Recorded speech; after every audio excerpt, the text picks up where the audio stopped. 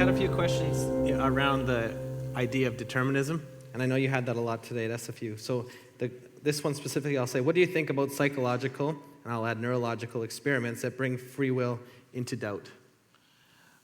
I don't think that they are convincing. One of the most famous of these would be the experiments by Benjamin Libet, where he asked patients to press a button. And what he discovered is that the neural signals in the brain to move the hand to press the button actually occurred a fraction of a second before the agent was aware of making the choice to push the button. And some, although not Libet himself, but some others tried to interpret this as evidence against free will, that it was the motor functions in the brain that caused the hand to push the button, and this was actually prior to the conscious decision.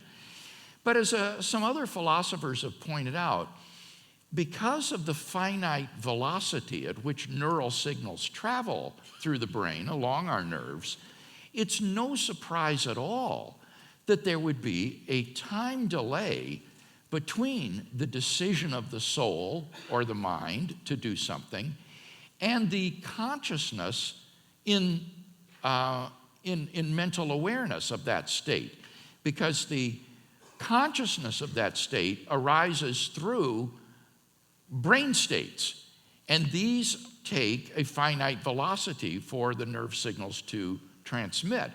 So in fact, these experiments are exactly what a dualist interactionist would expect to happen. Namely, the soul would make a free decision, and then a split second later, the brain state, which brings this decision to consciousness, would occur.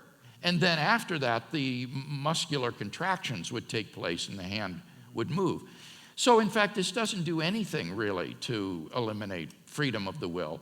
At the most, what these experiments show would be that there are correlations between brain states and mental states. But that doesn't mean that there are no mental states or that mental states have no causal connection or impact upon brain states.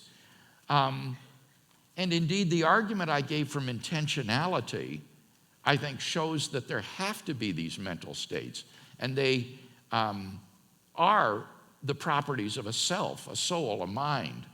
Otherwise, you have no intentionality, because the brain is just a glob of tissue, and a glob of tissue is not about something or of something. And so to have intentionality, you've got to have a mind that is distinct from the brain, even if it uses the brain as an instrument for thought.